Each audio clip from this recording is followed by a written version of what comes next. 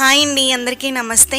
ఈరోజు మీకు చూపించబోయే రెసిపీ అందరికీ ఎంతో ఫేవరెట్ రెసిపీ అయిన ఈ ఆలూ సమోసా. వర్షాకాలం వచ్చి వర్షాలు పడుతున్నాయంటే చాలు మనకు బాగా గుర్తొచ్చేవి పకోడీ, ఈ వేడి వేడి సమోసా. తినాలనిపించినప్పుడల్లా మనం బయటికి వెళ్ళి తింటే ఈ వర్షాకాలం అయితే మనకు బాగా హెల్త్ అయితే పాడవుతుంది. బయట బండి మీద దొరికే రుచితో మనం ఇప్పుడు ఇంట్లోనే ప్రిపేర్ చేసేసుకుంటే మనకి బయటికి వెళ్ళి తినాల్సిన పని ఏముంటుంది చెప్పండి. సమోసా చేయడం అనేది కష్టతరమైన పని ఏం కాదండి. ఇంట్లో మనం చాలా వరకు చాలా స్నాక్స్ని అయితే ప్రిపేర్ చేసుకుంటాం కదా, అదే విధంగా ఈ స్నాక్ని కూడా మనం ఈజీగా ప్రిపేర్ చేసేసుకోవచ్చు. ఈజీ అండ్ హెల్తీగా ప్రిపేర్ చేసేసుకోవచ్చు. ముందుగా దీనికోసం ఒక మిక్సింగ్ బౌల్ తీసుకుని అందులో ఒక కప్పు మైదాని అయితే వేసుకోండి. రుచికి సరిపడా సాల్ట్ వేసుకుని ఒక కప్ అయితే మరిగించిన నూనె వేసుకోండి. ఇలా మరిగించిన నూనె కానీ నెయ్యి కానీ వేసుకోవడం వలన మనం చేసుకునే సమోసాలు అనేవి క్రిస్పీగా వస్తాయి.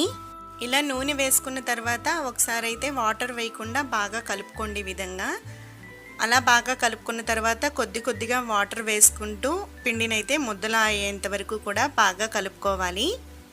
మీరు ఇంకా హెల్తీగా చేసుకోవాలనుకుంటే ఇక్కడ మైదాకు బదులుగా కూడా గోధుమ పిండిని కూడా వేసుకోవచ్చు. మనం ఆయిల్ వేస్తున్నాం కాబట్టి గోధుమ పిండితో చేసిన గుల్లగా వస్తాయండి. ఇలా పిండిని మెత్తగా సాఫ్ట్గా అయ్యేంత వరకు కూడా బాగా కలుపుకోవాలి. ఈ విధంగా మరీ గట్టిగా కాకుండా మరీ జారుడుగా కాకుండా ఇలా కొద్దిగా లూజ్గా ఉండే విధంగా బాగా కలుపుకోండి. ఇలా బాగా కలిపిన మైదా పిండి ముద్దనైతే మూత పెట్టి 1 గంట సేపు అయితే నాననివ్వాలి. ఈ లోపల పొయ్యి మీద ఒక బాండీ పెట్టుకుని అందులో కొద్దిగా జీలకర్ర వేసి కొద్దిగా కరివేపాకు కూడా వేసి కొంచెం వేగిన తర్వాత సన్నగా కట్ చేసిన ఉల్లిపాయ ముక్కలను అయితే వేసుకుని వేయించుకోవాలి. మరొక పక్క బంగాళదుంపలను బాగా మెత్తగా ఉడికించి తొక్కు తీసుకుని స్మాష్ చేసుకుని పక్కన పెట్టుకుని ఉంచుకోవాలి. ఇలా ఉల్లిపాయ కొద్దిగా వేగిన తర్వాత ఇప్పుడు ఇందులో సన్నగా కట్ చేసిన పచ్చిమిర్చిని అయితే వేసుకోండి. ఈ ఉల్లిపాయలు అయితే మంచి కలర్ వచ్చేంత వరకు గోల్డెన్ బ్రౌన్ కలర్ వచ్చేంత వరకు కూడా బాగా వేయించుకోవాలి. ఉల్లిపాయలని తొందరగా వేగడం కోసం ముందుగానే రుచికి సరిపడా సాల్ట్ అయితే వేసేసుకోవాలి. ఉల్లిపాయలని తొందరగా వేయించడం కోసం మూత పెడుతూ మధ్య మధ్యలో కలుపుకుంటూ బాగా వేయించుకోవాలి. ఇలా బాగా మగ్గిన తర్వాత ఇప్పుడు ఇందులో చిటికెడు పసుపు వేసుకుని కొద్దిసేపు వేయించుకోండి. ఆ తర్వాత మీరు తినే స్పైసీనెస్ సరిపడా కారాన్ని అయితే వేసుకోండి. మనం ఆల్రెడీ పచ్చిమిర్చిని ఎక్కువే వేసాం కాబట్టి చూసి అయితే వేసుకోండి. మీరు స్పైసీగా ఎక్కువగా తినాలనుకుంటే కారాన్ని అయితే కొద్దిగా ఎక్కువగా వేసుకోండి. ఇలా అన్నీ వేసిన తర్వాత ఒకసారి అయితే బాగా వేయించుకుని ఆ తర్వాత కొద్దిగా గరం మసాలా యాడ్ చేసుకుని ఆ తర్వాత ముందుగా స్మాష్ చేసి పెట్టుకున్న బంగాళదుంప ముద్దనైతే వేసుకోవాలి.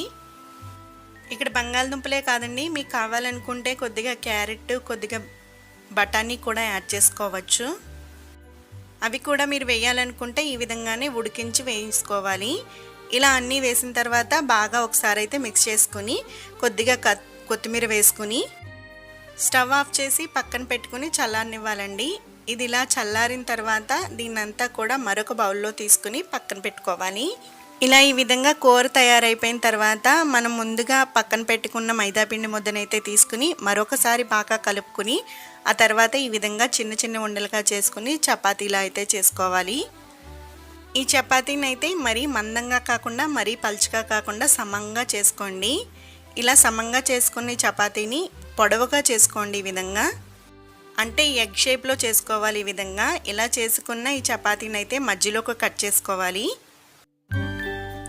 ఈ చపాతీని అయితే చాలామంది చాలా షేప్లో అయితే చేస్తారండి. నేను ఇదైతే మా ఇంటి పక్కన బడ్డీ మీద చేసే రాజస్థానీ షాప్ ఒకటి ఉందండి, వాళ్ళైతే ఇలాగే చేస్తారు.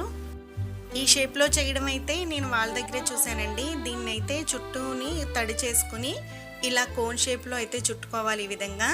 ఈ విధంగా కోన్ షేప్లో చుట్టుకున్న తర్వాత ఆ మధ్యలో అయితే మనం ప్రిపేర్ చేసుకున్న కర్రీని అయితే వేసుకోవాలి. ఎక్కడ లూజ్ లేకుండా నిండా అయితే వేసుకోవాలి.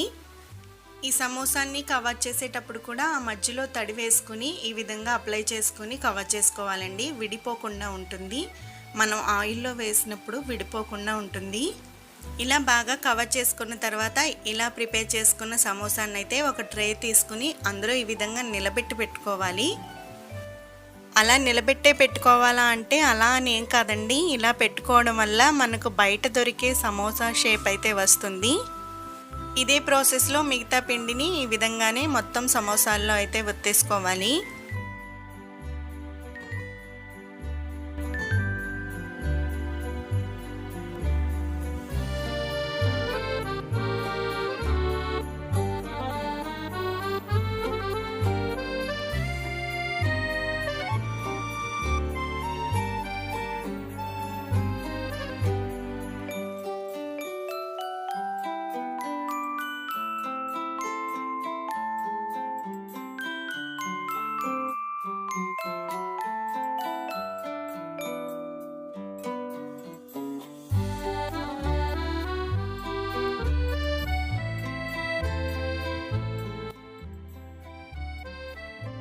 చూసారు కదండి, ఈ విధంగా మొత్తం ప్రిపేర్ చేసేసుకున్న తర్వాత వీటినైతే మనం కాగుతున్న ఆయిల్లో అయితే వేసుకుని వేయించుకోవాలి.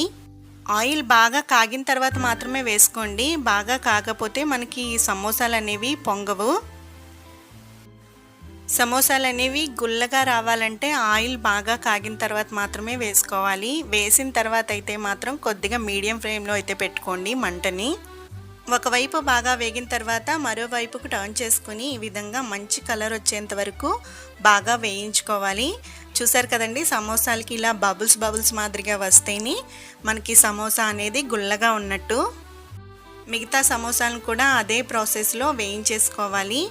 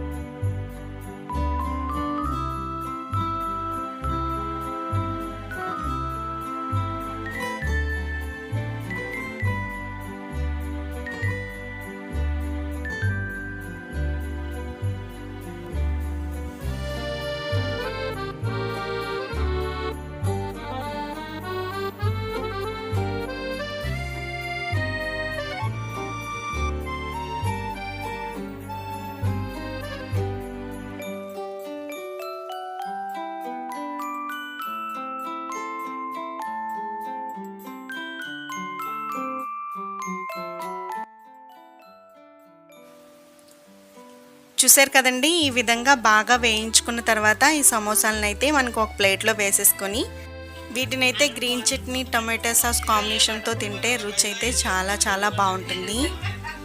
ఈ వర్షాకాలంలో ఇలా వేడి సమోసా తింటే వచ్చే మజాయి వేరు కదా.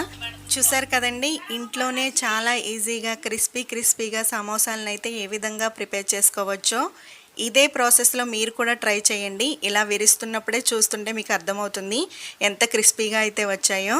తప్పకుండా ట్రై చేసి చూడండి. మీకు కూడా ఎలా కుదిరాయో నాకు కామెంట్ రూపంలో అయితే తెలియచేయండి.